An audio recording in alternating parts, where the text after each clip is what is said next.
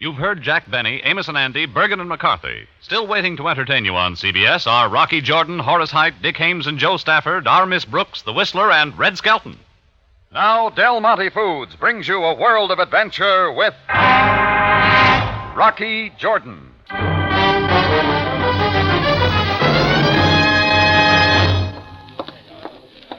Backsheesh, Effendi, backsheesh. Yeah, hold it, Simon. You don't belong inside the tambourine. Oh, but I do not come to beg, Effendi Jordan. If you will permit me but a moment. Nothing doing. You know our agreement. You work the customers on the outside, I'll handle the ones in here. But you do not understand, sir. I must speak with the gentleman who sits there with the young lady. Then wait for him outside. Now empty, Simon. Go on, beat it. Your command, sir, but if I do not see him, something most awful might happen. Something most awful.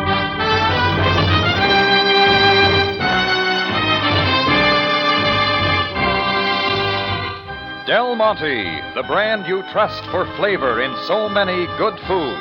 Yes, Del Monte, the best liked brand of canned fruits and vegetables in the whole wide world, takes you now to the Cafe Tambourine in Cairo, gateway to the ancient East, where modern adventure and intrigue unfold against a backdrop of antiquity.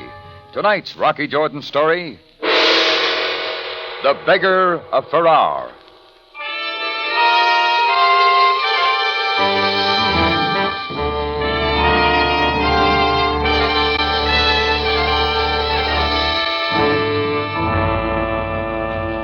The afternoon had gone on without trouble in my tambourine till Simon the Beggar, who worked the spot just outside my door, came in, trying hard to get to a man seated at a back table. I reminded him of our inside-outside agreement and chased him out. But I wondered what he was up to and turned my attention to the man at the table, the retired businessman type, and with him a young woman, brunette, pretty, and intense. Tourist, maybe, but I wasn't sure. They'd been coming in for several days, which was all right with me. Then I saw that too much argument was going on between them. Tell me, Uncle Harry. Something's happened and I know it. Now, Carla, you mustn't concern yourself with this child. I am not a child, and it's time you stopped treating me like one. Stop it now, Carla. Oh. You said quite enough. It was getting to be a sideshow, and I decided to step over and get them to hold it down. I was halfway to the table when here came Simon the Beggar again. Effendi Jordan, please, sir. Simon, I told you to stay outside. Now, once is enough. But I must see the good gentleman. It is important. Any place but here. Now, for the last time. Very well, Effendi. I am most sorry. Simon shuffled out again, and I turned to see the girl, red-faced and crying, heading for the door, too. That saved me another job. And when the man she'd been with got up and left a little later, I was ready to forget the whole thing. I did, for about 5 minutes. Then more trouble opened up back in the alley. It took me 10 seconds to make it back through my office, and another to get the door unlocked and swing it open. And there, standing numbly with a smoking gun in his hand, was Simon the Beggar. He's dead. He's dead. The man is dead. I can see that, Simon. I throw down the gun. No. It is the gun that killed him. This poor innocent man. When you came in to talk to him in the cafe, I didn't think you wanted to kill him. Not I, Effendi Jordan. No. Not I, but another. Then who? Where is he? You're holding the gun. I could not kill. I, the humble beggar of Farar. I do not know the way of a gun. As Allah is my witness, Make sense, will you, Simon? Tell me what happened. I told you, Effendi, in the cafe. I told you something terrible would happen, and now he is dead. You hear that? The police are coming. They'll get it out of you. Police? Oh. Simon, come back here. He had thrown the gun down and was running wildly down the alley. Something kept me from following just long enough, and as Simon rounded the corner into a side street, the police came piling in from the other way. I let them pick up the gun and held up with the answers till Captain Sam Sabaaya arrived. After a while, we were in my office, and Sam was eyeing me across the desk. Now, once again, Jordan, you say the victim was in your cafe a short time ago arguing with an attractive young lady. What was it about? We've been all over that, Sam. Jordan, I find it hard to believe that you could know so little. Look, if you're putting me on the grill... You know full well that I'm not accusing you. However, one of my men tells me that he saw a figure fleeing from the alley, one whom he identifies as a beggar named Simon. Well? Simon's always around this block someplace. Did you see him? All right, he was there. He had the gun, but that doesn't mean anything. What did you learn from him? He swore he didn't do it, and that's all I got. So, Jordan, you find yourself in the ridiculous position of trying to protect a worthless beggar. Worthless, Sam? Simon considers it an honorable profession. And because of that, you think him innocent? Oh, he's worked out front for years. He never gave me any trouble. Jordan, your sentimentality quite overwhelms me. Just the same, I don't think the old fella could kill anybody. Although you saw him with the gun which killed a man, and he fled from the police. Oh, you'll need a little more than that. The dead man's pockets were empty. He had been robbed. That is surely motive enough. Yeah, sounds that way. Well, Simon will be found no matter where he hides. And Jordan. Yes, Sam. I shall disregard your efforts to shield the beggar this once, but not again. Well, maybe Sam was right, but a couple of things bothered me. To begin with, why had Simon come into my tambourine to beg? He hadn't tried that in years, since we'd made our inside-outside agreement. Why had he tried to contact the man there? I went back into the cafe trying to figure it. That's when I saw a white calling card on the floor by where the man and girl had been sitting. I picked it up, and it read, Cunan the Great, pyramidologist. It's quite a mouthful. I've heard enough about pyramidology to know that it was some kind of trick handed down by the ancients to foretell the future. Some call it science, some call it baloney. Me, I wouldn't know, so I decided to visit Cunan the Great and see what he had to say.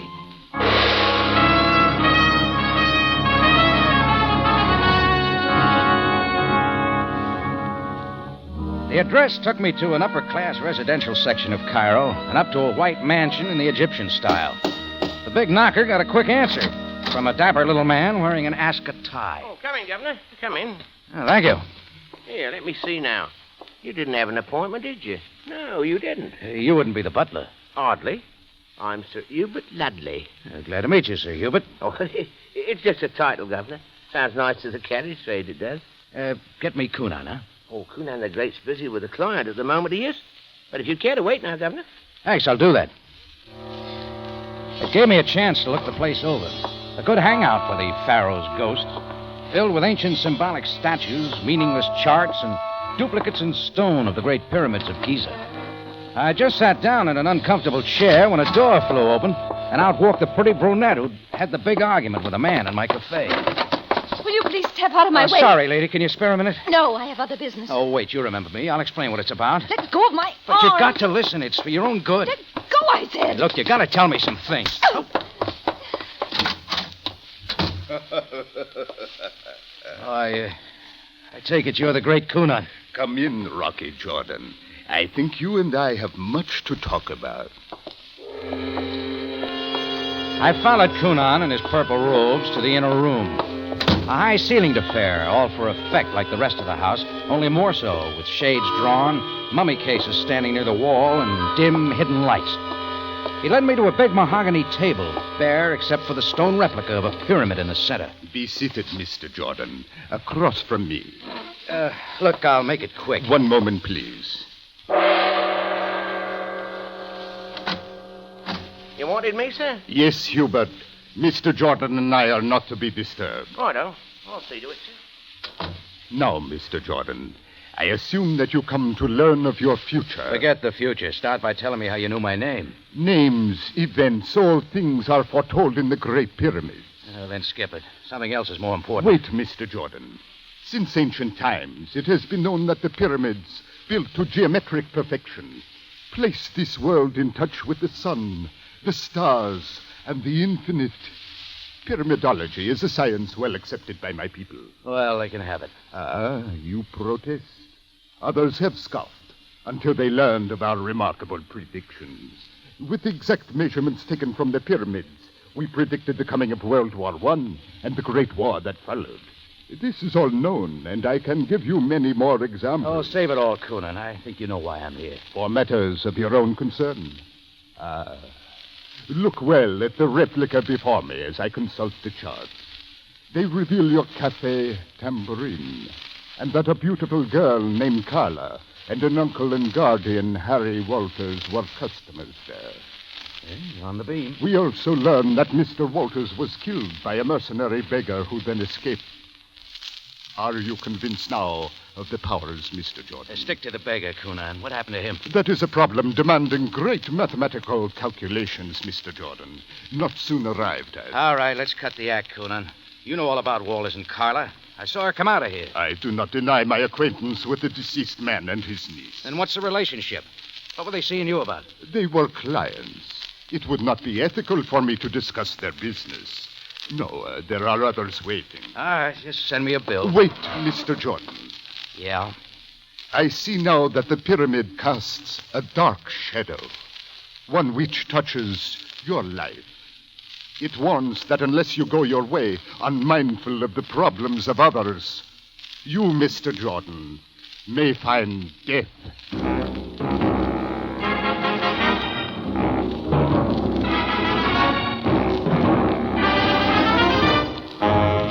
Del Monte Foods is presenting tonight's adventure with Rocky Jordan.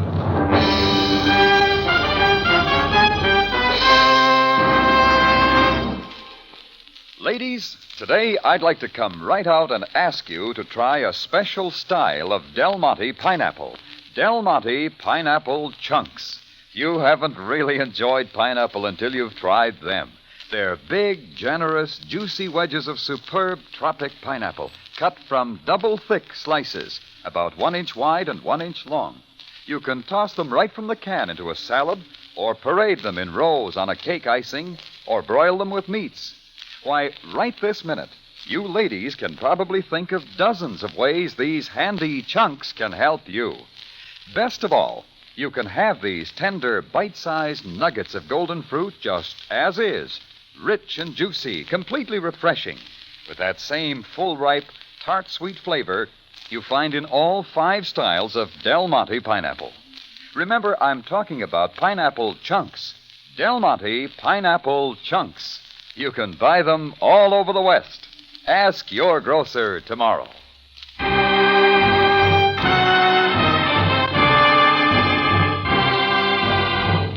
And now we take you back to Cairo and tonight's Rocky Jordan story, The Beggar of Farar.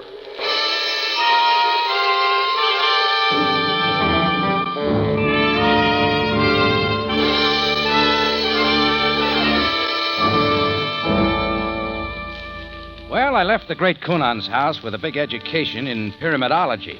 But his veiled threat told me I'd been right. The death of the man I knew now as Harry Walters wasn't any robbery murder by Simon the Beggar. And Cunan knew plenty he hadn't told me. Well, it was night by the time I'd parked my car back at the Tambourine and unlocked the door leading into the dark office. A sound inside made me snap the lights on quick. Don't think waiting here was pleasant, Mr. Jordan. You'll find tables out front, Carla. Not for my purpose. What I have to say is to you alone. You weren't so anxious to talk at the great Cunan's house. I suppose seeing you there shouldn't have surprised me so much.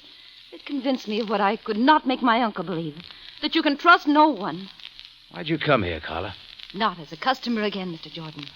I'm here because of what I learned from the police, that my uncle was killed by a beggar, and you allowed the beggar to escape. Where is he? I don't know. I think you do know. Not where Simon is, or what your uncle's death was about, or how Cunan figures in. Let's hear your idea. What I think doesn't matter. Only that I'll never forgive you for what you've done. Leave the gun in your purse, Carla. I'll use it, Mr. Jordan. Unless you turn up with that beggar murder, I'll come back and I'll kill you. She might at that, until her thinking got straight. Add her threat to that of Cunan, and all this because I thought a poor beggar couldn't kill a man. I knew Simon was hiding because he was afraid, but I had to find him for his story, before the police got to him first. His only safety was among his own people, and that's all the lead I had as I started out, prowling the dark, silent streets of the native quarter.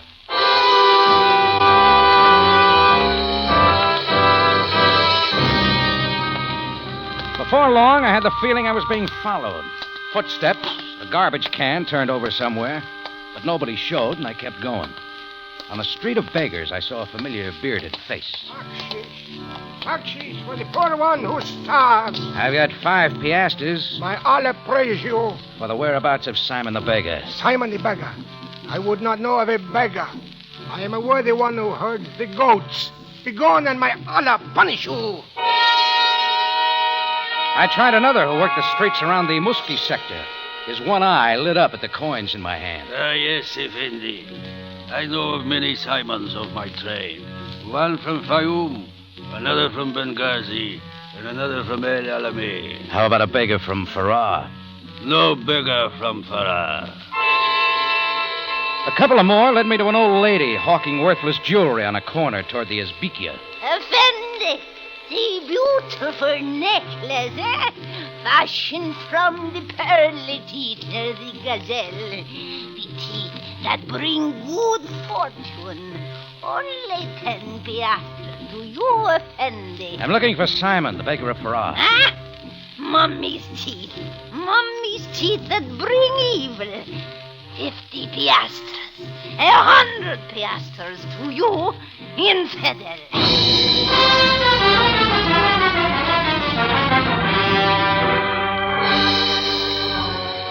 Well, it went on and on that way, and it looked like all the beggars in Cairo had joined in a conspiracy to save Simon from the police or from anyone. But a few words dropped here and there took me north along the Nile, away from the glittering waterfront, to where an old abandoned steamer was grounded at the bank, a place for homeless beggars, and worth a chance. I went on to the ancient deserted deck to search, and suddenly I stopped cold. My follower was still behind. I whirled and came face to face with Sir Hubert Ludley. Right nice place for it, eh, Governor? You won't need the gun, Hubert. Not for long, Mr. Jordan. The shot missed, and my fist sent the gun sailing out over the water. Hubert's wiry frame scrambled away, and this time he came out near the knife. Here's another try, Governor. I was trapped between him and the cabin, and he came in fast, raising the blade. That's when a shadow moved behind him. And Sir Hubert suddenly sailed overboard and down into the Nile. The familiar shadow ducked away, and I went after it. Simon! Simon, wait! Mr. Jordan, please let me go. For my life, let me go. I had to find you, Simon. Now settle down this time and tell me what it's all about. This is the only way for you. I cannot. There is no time, please. The flashlights. It is the police. Believe me, I didn't know they were around, Simon. I do not blame you, sir, but now it is too late. The beggar, Jordan. Sam, how'd you make it here? You had only to lead us to this place. Now turn Simon over to me and quickly. Let him take me, Effendi Jordan. Sam, he just saved my life. Doesn't that tell you anything? Only that you were here where you did not belong, in spite of my instructions that you were to keep out of this sordid affair. You haven't even scratched the truth. Don't believe me, then. Talk to that guy out there splashing in the Nile. Talk to Carlo Walters, to Kunan the Great. Kunan the Great? Jordan, are you... I've never given you a bump steer, Sam. Not even when I said Simon was innocent. Give him a chance, will you? I shall discuss this with you later. Amul Greco, get the man from the water and bring him along. I stood there biting my lip. In the hands of the authorities, a beggar's about as helpless as a rat in a rain barrel. So I had to act fast. The evening papers had given the address of Harry Walters, deceased, as the Regis Court, a swanky place for wealthy tourists. I went there. Our rooms bring a very high price. It's exclusive here. Yes, your carnation tells me that. Oh, all our guests dress for dinner. You wouldn't like that. A pound note for the key to Harry Walters' suite. Even the tips are much higher. There's so liable to be an investigation around here about Mr. Walters' death. You wouldn't like that. Please bring the key back, sir. I entered Harry Walters' suite and saw a large book-lined study. It meant that he wasn't a tourist just passing through. A little work got his desk unlocked. A look at his books told me that he'd been a large investor and speculator in Egyptian cotton. That was enough to keep me digging for some more, and I found it in a notebook. Page after page of everything I wanted. Mr. Jordan, what are you doing here? Well, come in, Carla. I got something to tell you. Get away from the desk. This gun isn't in my purse now. You won't need it. You should have tried this desk yourself. But not you, Mr. Jordan. The clerk thought you were with the police, but I know differently. Breaking into my apartment is a serious crime, but the house detective will take care of that. Carla, I think you'd better look in this notebook first. Why should I? See for yourself. You'd like to know. All right, give it to me. But I advise you to be careful. Huh? See anything now? A bunch of signs, numerical symbols, screwy calculations, the degree of certain angles. And opposite every degree is a date. What? I don't understand. Oh, it tells. Every date corresponds with some business transaction on the part of your uncle. Whose symbols were they? Pyramidologists. Kunan the Great. Sure. The numbers are the shares of stock your uncle had bought and sold. Kunan, with his hocus-pocus, convinced him he could predict the stock market. He couldn't predict anything. Well, how can we know? I'm sorry, but I still don't see Mr. Jordan. Look at this last page. Yes? Figures to show your uncle bought $50,000 worth of shares in cotton. Yesterday, the market collapsed. Oh, I see. Harry Walters was the victim of a full-scale swindle. He knew it, didn't he? Oh, I'm sure he did. I tried to get him to tell me. I was trying to in your cafe, and that's what we were arguing about. Kunan knew your uncle had caught on. That's enough reason for killing him. But what about the beggar? Yeah, maybe Kunan had used him to spot people with big money. But Simon couldn't have known of your uncle's business transactions. All he knew was that Coonan was after your uncle. Simon tried to warn him not to kill him. Oh, Mr. Jordan, I'm so sorry. I didn't know whether it was you or Coonan. When I went to him, he only laughed at me. I was beside myself. I can understand that, Carl. Oh, thank you, Rocky. I'll do anything to help you now. There's only one way. Get Coonan. But how? Well, these figures are no proof of his guilt. He's got duplicates of all this someplace in his house.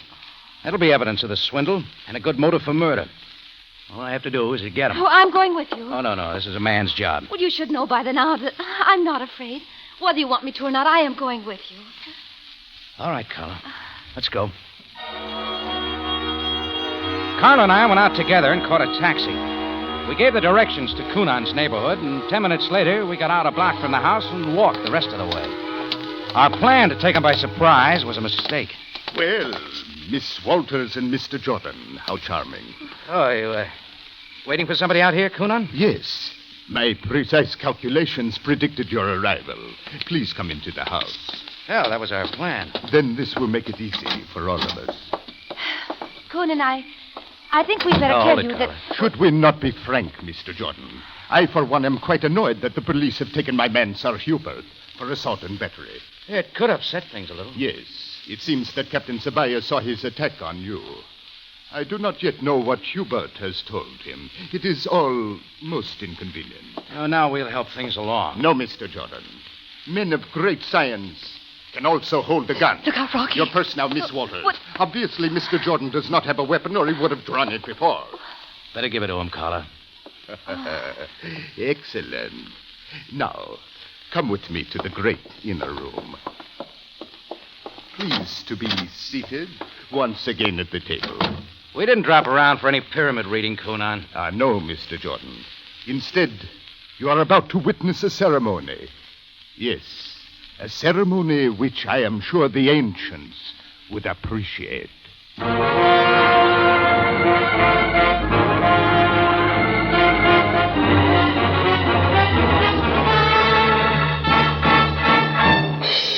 In just a moment, Rocky Jordan returns to conclude tonight's story.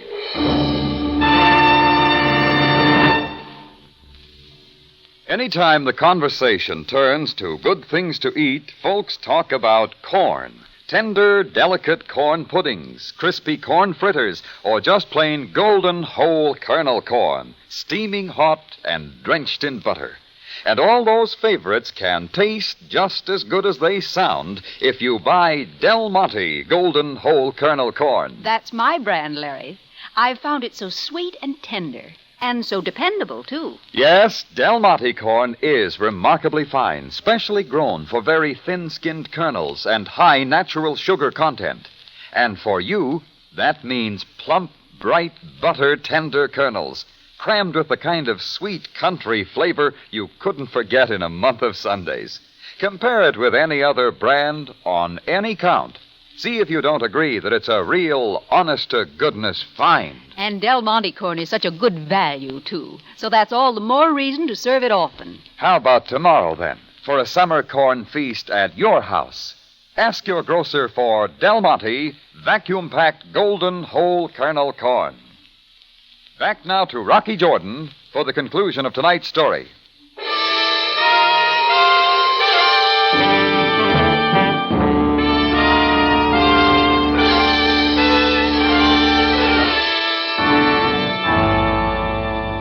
Carla and I sat watching as Coonan stepped to a corner safe shaped like a pyramid.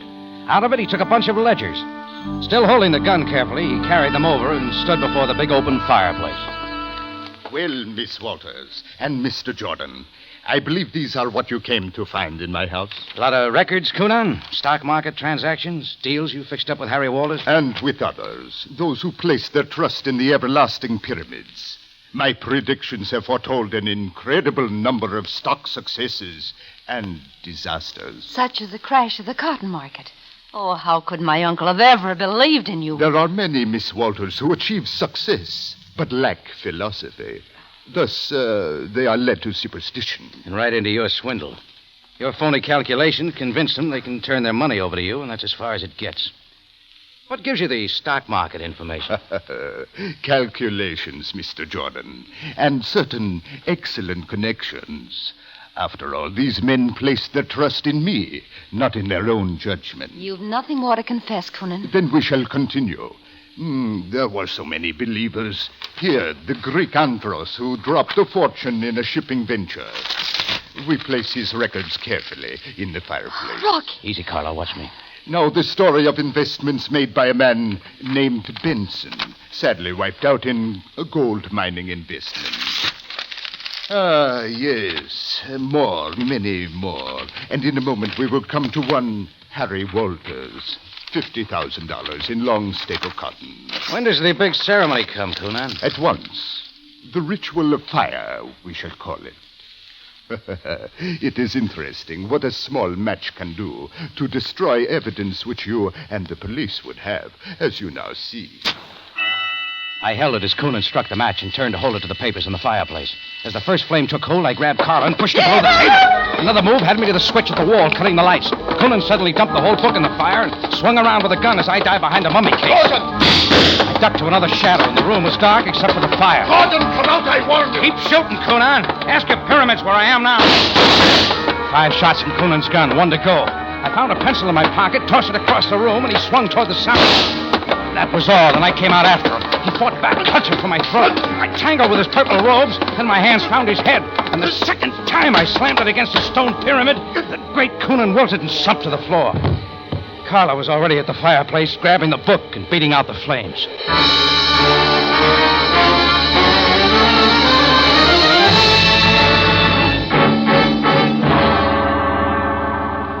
Well, I called Sam, and while he was on his way, we found Carla had saved all the papers necessary to tie Coonan to the swindle. Sam and I took Carla to her hotel, and finally we settled down in his office. Jordan, there have been times when you were in error. You did not hesitate to confess. Oh, let it go, Sam. Things look the way you thought. Coonan will have difficulty in explaining the facts now before me, when he is able. There's his confession to Carla and me that he killed Walters. That should help. As you say. As for the beggar Simon... Oh, go easy, will you? Sure, he was a spotter for Coonan, but something must have forced him into it. He has told me, Jordan. It seems that Coonan gave him an expensive gift and then threatened to tell the police that he had stolen it. He knew nobody'd believe a helpless beggar. Simon will soon be at his trade again. A great lesson for us, is it not? How so? The truth is a great democracy, for it comes from the mouths of the poor as often as it comes from the mouths of the rich. You know, you're a great philosopher, Sam. Come on, let's have coffee.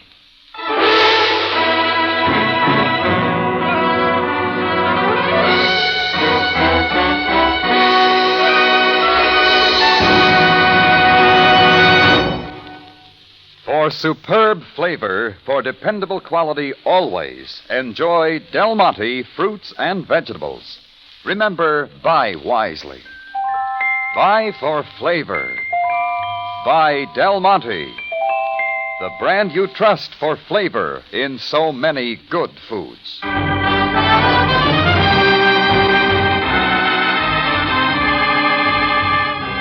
Rocky Jordan, written by Larry Roman and Gomer Cool from a story by William Frug, stars Jack Moyles in the title role with Jay Novello as Sam Sabaaya, and is produced and directed by Cliff Howell, with original music composed and conducted by Richard Arund. Remember, you have a date next week at the Cafe Tambourine, run by Rocky Jordan.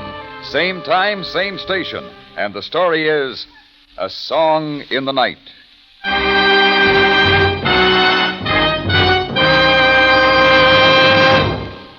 For a bright beginning or a happy ending to any meal, try sparkling, colorful Del Monte fruit cocktail. 5 luscious, juicy fruits are mixed in perfect flavor balance, ready to serve. Save time, save work with Del Monte fruit cocktail.